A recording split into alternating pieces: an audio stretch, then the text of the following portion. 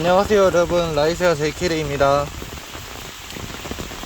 오늘부터 우리는 현대 세계에서 가장 중요한 경제적 이야기 중 하나를 다루는 새로운 시리즈를 시작합니다. 바로 중국의 부상입니다. 오늘날 중국은 세계 2위의 경제대국입니다. 세계적인 제조업 강국이며 세계에서 가장 큰 무역국 가운데 하나입니다. 중국 기업들은 전기자동차와 통신장비에서 전자상거래와 인공지능에 이르기까지 다양한 산업에서 경쟁하고 있습니다. 중국 경제는 지구상의 거의 모든 국가에 영향을 미칩니다. 그러나 불과 몇십 년 전까지만 해도 중국은 세계에서 가장 가난한 나라 가운데 하나였습니다. 수억 명의 사람들이 빈곤 속에서 살았고 산업 발전은 제한적이었으며 소비재는 부족했고 평균 소득은 매우 낮았습니다. 중국이 경제 초강대국이 될 것이라고 믿는 사람도 거의 없었습니다. 하지만 중국은 단 한 세대 만에 인류 역사상 가장 빠르고 거대한 경제적 변화를 경험했습니다. 어떻게 이런 일이 가능했을까요? 빈곤에 시달리던 국가는 어떻게 경제대국이 되었을까요? 덩샤오핑은 누구였을까요? 개혁 개방은 무엇이었을까요? 그리고 중국은 어떻게 세계 경제를 새롭게 바꾸었을까요? 지금부터 알아보겠습니다. 현대 중국의 부상을 이해하려면 먼저 경제적 변화가 시작되기 이전의 시대를 살펴봐야 합니다. 1949년 중국 공산당은 국공내전에서 승리했습니다. 마오쩌둥의 지도 아래 중화인민공화국이 수립되었습니다. 새 정부는 막대한 과제에 직면했습니다. 국가는 가난했고 사회 기반 시설은 부족했으며 산업 발전은 선진국들에 뒤처져 있었습니다. 많은 사람들이 농촌 지역에 살며 농업에 의존했습니다. 정부는 중앙계획경제 체제를 추진했습니다. 이 체제에서는 국가가 주요 경제적 결정을 통제했습니다. 생산 목표, 투자 결정, 자원 배분, 가격 등이 모두 국가의 관리 대상이었습니다. 민간 기업 활동은 엄격하게 제한되었습니다. 지지자들은 중앙계획이 경제 발전을 가속할 것이라고 믿었습니다. 그러나 경제적 성과는 엇갈렸습니다. 가장 야심찬 정책 가운데 하나는 대약진 운동이었습니다. 1958년에 시작된 이 정책은 중국을 단기간에 산업 강국으로 바꾸는 것을 목표로 했습니다. 정부는 대규모 집단 생산을 장려했고 농업 체제를 재편했으며 산업 생산 목표를 급격히 높였습니다. 하지만 결과는 참혹했습니다. 농업 생산은 감소했고 경제적 혼란은 심화되었으며 뒤이어 파괴적인 대기근이 발생했습니다. 수백만 명의 사람들이 목숨을 잃었습니다. 대약진 운동은 현대 중국 역사에서 가장 비극적인 사건 가운데 하나로 남아있습니다. 또 하나의 중대한 사건은 문화대혁명이었습니다. 1966년에 시작된 문화대혁명은 중국 사회를 새롭게 재편하려는 시도였습니다. 정치운동은 교육을 혼란에 빠뜨렸고 경제활동은 타격을 받았으며 제도는 약화되고 사회적 불안정은 퍼졌습니다. 많은 숙련된 전문가와 교육자, 공무원들이 공격 대상이 되었습니다. 경제발전은 둔화되었습니다. 1970년대 중반까지도 중국은 다른 많은 국가와 비교해 여전히 가난했습니다. 그러던 중 전환점이 찾아왔습니다. 1976년 마오쩌둥이 사망했습니다. 이후 정치 지도권을 둘러싼 경쟁이 이어졌고 결국 덩샤오핑이 중국에서 가장 영향력 있는 지도자로 부상했습니다. 덩샤오핑은 중국 경제의 방향을 근본적으로 바꾸게 됩니다. 이전의 많은 지도자와 달리 덩샤오핑은 실질적인 경제 성과를 매우 중시했습니다. 그의 철학을 가장 잘 보여주는 유명한 말 가운데 하나는 다음과 같습니다. 고양이가 검은색이든 흰색이든 쥐만 잘 잡으면 된다. 그 메시지는 단순했습니다. 중요한 것은 결과입니다. 경제 발전이 중요합니다. 국민의 삶을 개선하는 것이 중요합니다. 이념적 순수성만으로는 충분하지 않습니다. 덩샤오핑은 중국의 새로운 접근 방식이 필요하다고 믿었습니다. 그리고 1978년 그 새로운 접근이 시작되었습니다. 그것은 개혁 개방으로 알려지게 되었습니다. 현대 세계에 이보다 더 큰 영향을 미친 정책은 거의 없습니다. 그렇다면 개혁 개방은 정확히 무엇이었을까요? 핵심은 공산당의 정치적 통제를 유지하면서 시장지향적 개혁을 도입하는 것이었습니다. 중국은 사회주의를 포기하지 않았습니다. 하지만 시장경제의 요소를 받아들이기 시작했습니다. 정부는 점진적으로 더 큰 경제적 유연성을 허용했습니다.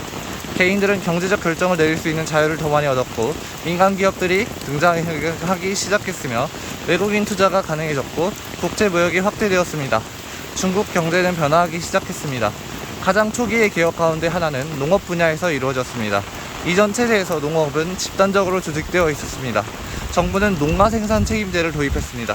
농민들은 생산 결정을 더 자율적으로 내릴 수 있게 되었고 정부가 요구한 할당량을 충족한 뒤에는 남는 농산물을 판매할 수 있었습니다.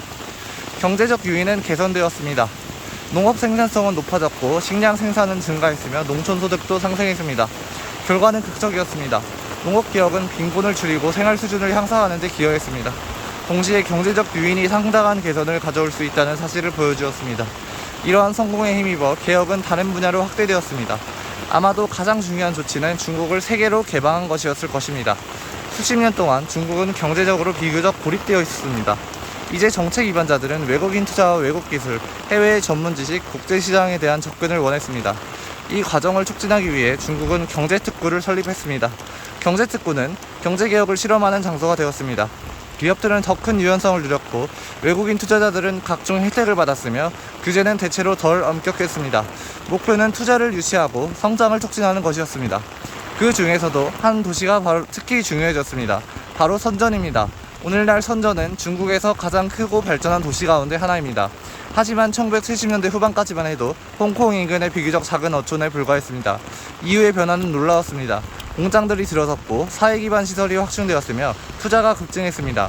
수백만 명의 사람들이 이 지역으로 이주했습니다. 불과 몇십만 년 만에 선전은 세계적인 제조업과 기술의 중심지로 성장했습니다. 선전의 성장은 중국 정체의 변화를 상징했습니다. 외국 기업들도 중요한 역할을 했습니다. 많은 다국적 기업이 중국에 사업장을 설립했습니다. 그 이유는 무엇이었을까요? 여러 요인이 중국을 매력적인 투자처로 만들었습니다. 풍부한 노동력, 비교적 낮은 임금, 개선되는 사회 기반 시설, 정부의 지원, 그리고 거대한 잠재 시장에 대한 접근성이었습니다. 제조업은 빠르게 확대되었습니다. 공장들은 의류, 전자제품, 장난감, 가구를 비롯한 셀 수 없이 많은 제품을 생산했습니다. 중국에서 생산된 상품들이 전 세계에 등장하기 시작했습니다. 시간이 지나면서 중국은 새로운 별명을 얻게 되었습니다. 바로 세계의 공장입니다. 이러한 제조업의 호황은 막대한 경제적 이익을 만들어냈습니다. 고용은 증가했고 수출은 확대되었으며 기술이 이전되고 기술 수준은 향상되었으며 소득도 증가했습니다. 수억 명의 사람들에게 경제적 기회가 크게 확대되었습니다. 도시화도 가속되었습니다. 중국은 인류 역사상 가장 거대한 인구 이동 가운데 하나를 경험했습니다. 수백만 명이 동촌에서 도시로 이동했습니다. 산업도시는 확대되었고 새로운 아파트 건물이 들어섰으며 교통망이 성장했습니다. 도시 전체가 완전히 바뀌었습니다. 그 규모는 전례가 없었습니다. 일부 추산에 따르면 중국은 불과 몇십 년 동안 다른 나라들이 수백 년에 걸쳐 건설한 것보다 더 많은 도시 기반 시설을 건설했습니다. 도로, 항만, 공항, 철도, 발전소, 공장, 주택단지가 중국 전역에 등장했습니다. 사회기반 시설은 경제성장의 핵심 요소가 되었습니다. 또 하나의 결정적인 요인은 수출이었습니다. 중국은 수출 유도형 성장 전략을 채택했습니다. 공장들은 국제시장을 대상으로 상품을 생산했습니다. 수출을 통해 벌어들인 돈은 외화를 창출했고 외화는 투자 재원으로 사용되었습니다. 투자는 생산 능력을 높였고 늘어난 생산 능력은 더 많은 수출을 가능하게 했습니다. 이러한 순환은 스스로를 강화했습니다. 수출이 늘어날수록 경제성장도 빨라졌습니다. 중국은 2001년 세계무역기구에 가입했습니다. 이는 또 하나의 중대한 이정표였습니다. 세계무역기구 가입은 중국을 세계경제에 더욱 깊이 편입시켰습니다. 무역장벽은 낮아졌고 외국인 투자는 증가했으며 국제시장에 대한 접근성도 개선되었습니다. 중국의 수출은 급증했습니다. 세계무역기구 가입 이후 중국은 놀라운 성장을 경험했습니다. 중국은 국제무역에서 가장 중요한 참여국 가운데 하나가 되었고 영향력은 급격히 확대되었습니다. 수치는 놀라웠습니다. 수십 년 동안 중국 경제는 연간 8%, 때로는 10%를 넘는 성장률을 기록했습니다.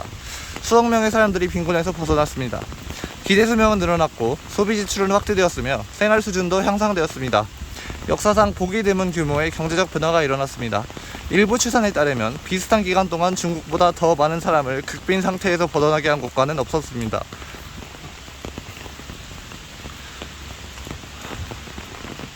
이는 현대사의 가장 중요한 경제적 성과 가운데 하나로 남아있습니다. 그러나 중국의 성장 모델에는 독특한 특징이 있었습니다. 많은 서구 경제와 달리 중국에서는 국가가 계속해서 큰 역할을 했습니다. 국유기업은 여전히 중요했고 산업정책은 경제 발전에 영향을 미쳤으며 정부계획은 투자의 방향을 이끌었습니다. 대규모 사회기반 시설 사업에도 강력한 지원이 이루어졌습니다. 중국식 모델은 시장 메커니즘과 강력한 국가 개입을 결합했습니다. 지지자들은 이러한 방식이 빠른 경제 발전에 기여했다고 주장합니다. 비판자들은 비효율성과 정부 개입의 문제를 지적합니다. 이 논쟁은 오늘날에도 계속되고 있습니다. 교육 역시 핵심적인 역할을 했습니다. 중국은 인적 자본에 막대한 투자를 했습니다. 대학은 확대되었고 기술 교육은 늘어났으며 과학 연구도 더욱 많은 관심을 받았습니다. 숙련도가 높아진 노동력은 산업 고도화를 뒷받침했습니다. 임금이 상승하면서 중국은 점차 저비용 제조업을 넘어섰습니다.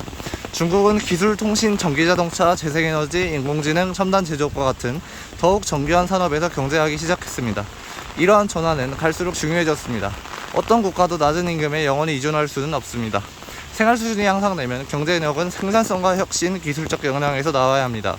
중국은 이러한 과제를 인식하고 산업의 부가가치 사슬에서 더 높은 단계로 올라가려 했습니다. 중국 기술기업의 부상은 이러한 변화를 보여주었습니다. 새로운 기업들이 등장했고 그중 일부는 세계적인 영향력을 갖게 되었습니다. 이들은 디지털 플랫폼, 통신 장비, 첨단 제조 능력, 혁신적인 사업 모델을 개발했습니다. 중국은 더 이상 다른 나라에서 설계된 제품을 조립하는 데 그치지 않았습니다. 점점 더 자신만의 기술을 창조하기 시작했습니다. 동시에 막대한 문제도 남아 있었습니다. 경제성장은 환경 문제를 발생시켰습니다. 대기오염은 중요한 우려가 되었고 수질 문제도 나타났으며 자원 소비는 증가했습니다. 급격한 도시화는 사회적 압력을 만들어냈습니다. 지역 간 불평등도 지속되었습니다. 연안 지역은 내륙 지역보다 더 빠르게 발전하는 경우가 많았습니다. 이러한 문제를 관리하는 일은 중요한 정책 과제가 되었습니다. 또 다른 문제는 인구 구조였습니다. 오랜 기간 중국은 크고 계속 증가하는 노동력의 혜택을 누렸습니다. 이러한 인구학적 이점은 경제성장을 뒷받침했습니다. 그러나 결국 인구 추세가 변하기 시작했습니다. 출산율은 낮아졌고 인구는 고령화되었으며 노동력의 증가 속도도 둔화되었습니다. 이러한 변화는 시간이 지날수록 더욱 중요해지게 됩니다. 그러나 개혁 초기 수십 년 동안 대체로 유리한 인구 조건이 고속 성장을 지원했습니다. 2010년대에 들어서자 중국의 변화는 누구도 부정할 수 없을 만큼 분명해졌습니다.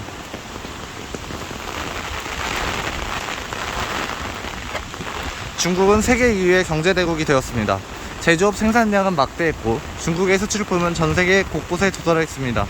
사회기반 시설은 방문객들에게 강한 인상을 주었고 도시들은 빠르게 확대되었으며 중국의 영향력도 커졌습니다. 많은 사람에게 중국의 부상은 현대에서 가장 중요한 경제적 이야기였습니다.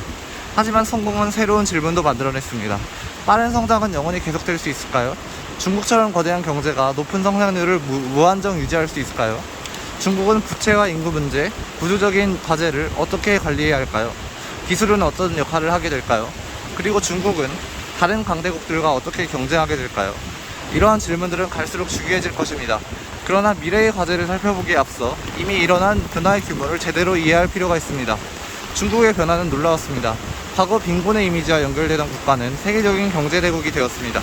수억 명의 사람들이 향상된 생활 수준을 경험했습니다. 현대적인 도시들이 등장했고 산업은 확대되었으며 사회기반 시설은 국토의 모습을 바꾸었습니다. 중국의 영향력은 전 세계로 퍼졌습니다.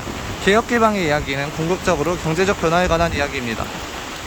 경제적 유인에 관한 이야기이며 세계화에 관한 이야기이고 산업화에 관한 이야기입니다. 또한 정책 결정이 어떻게 수억 명의 삶을 바꿀 수 있는지를 보여주는 이야기입니다. 중국의 부상을 감탄의 시선으로 보든 우려의 시선으로 보든 혹은 두 감정을 동시에 느끼든 그 중요성만큼은 부정할 수 없습니다. 현대 중국은 세계 경제의 중심적인 행위자 가운데 하나가 되었습니다. 그리고 중국의 부상을 이해하는 것은 현대 세계를 이해하는 데 필수적입니다. 하지만 우리의 이야기는 이제 시작일 뿐입니다. 다음 편에서는 중국 기업들이 어떻게 세계 시장을 정복했는지 살펴보겠습니다. 화웨이, 알리바바, 텐센트, BYD를 비롯한 여러 기업을 다룰 것입니다. 중국 기업들은 어떻게 세계적인 경쟁자로 성장했을까요?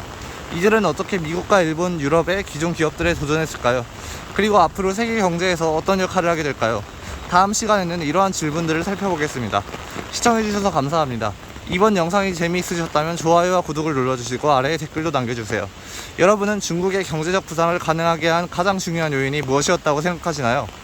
다음 영상에서 다시 뵙겠습니다. 안녕히 계세요.